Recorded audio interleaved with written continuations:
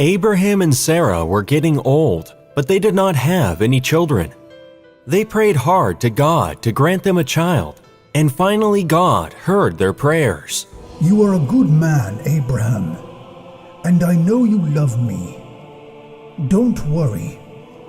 You will have a child, and many descendants as well. As God had promised, Abraham and Sarah were soon blessed with a beautiful baby boy. Both of them were overjoyed and named the baby Isaac. Oh Lord, I have no words to express my gratitude to you for this precious gift you have given us. Abraham and his wife Sarah watched with pride and joy as their son grew up into an obedient and loving son. Abraham taught his son to love and worship the Lord just as he did. He made it known to him that he was a very, very special child who God had promised to Abraham and Sarah. Isaac learned his lessons well and made his parents proud of him. One day, God decided to test Abraham's faith in him and visited him one night. Abraham. Abraham. Who is it?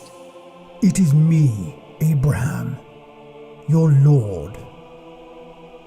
I have come to ask you something. Tell me, do you really love me? How can you even ask me such a question, my Lord? There is nothing and no one that I love more than you. Well, then, will you do as I tell you to, without questioning me? Of course, God. I don't even know why you even doubt that I will disobey any command you give me. I have spent my entire life loving, worshiping, and obeying you. I know. But this will be a very difficult test for you. I am willing to undergo any test you have for me. Your wish is my command, O Lord. Good. That is what I expected to hear from you. Now listen carefully. Tomorrow morning, as the sun starts rising, I want you to take your son, Isaac, to a mountain I will direct you to. And there I want you to offer him as a burnt sacrifice to me. In those days, burnt sacrifices were made of animals, which were tied to an altar made of wood and stones, and then burnt. Abraham couldn't believe what he was hearing. Offer his son to God, the child that God himself had given him. But then he thought about what God had told him earlier about having many descendants.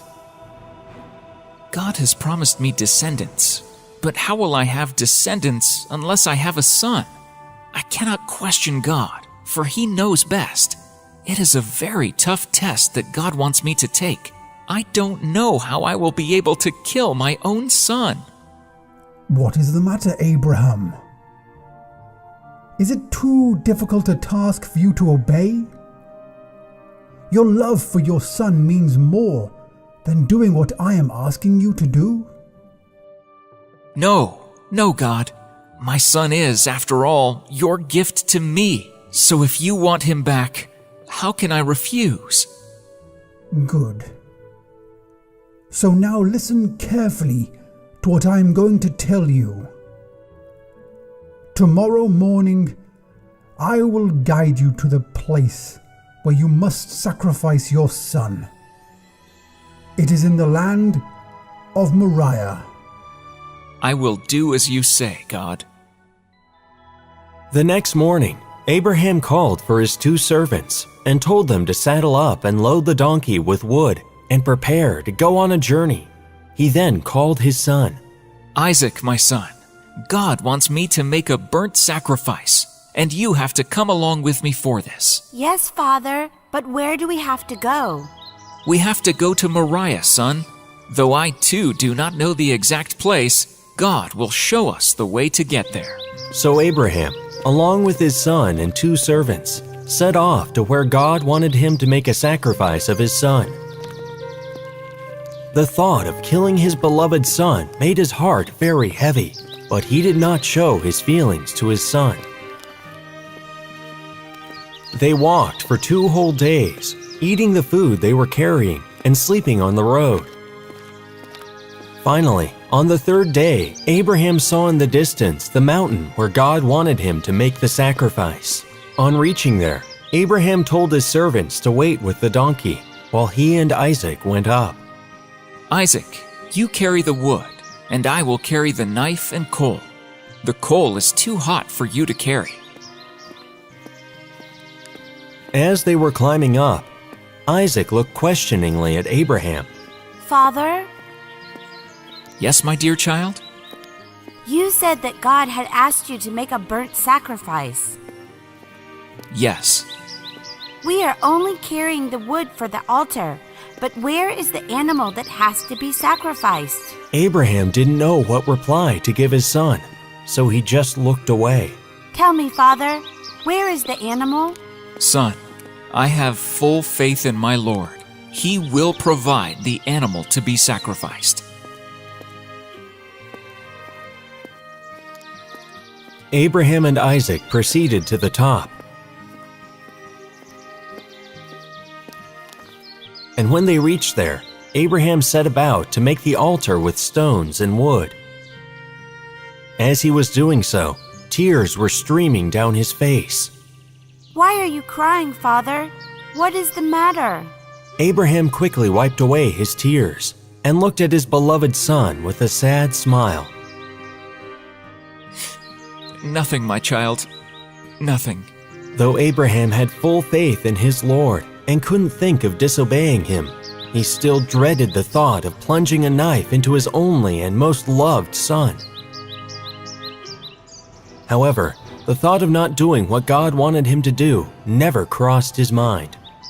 He slowly started gathering big rocks and placed them one on top of the other, and then placed the wood over them. When the altar was ready, he gently tied his son's arms and led him to it. Isaac was horrified, but did not utter a word. My son, I cannot tell you how much it pains me to do this, but I must do it. It is my word to God. Please, son, never ever doubt my love for you. With a deep breath, Abraham raised the knife high above his head. But before he could bring it down and kill his son, an urgent voice called out to him. Stop, Abraham. In the name of the Lord, stop. You will not hurt your son. What? Abraham looked up and saw an angel standing there. The angel looked at Abraham with a gentle smile. God is very happy with you. To obey his order, you were willing to sacrifice your beloved son, who means so much to you.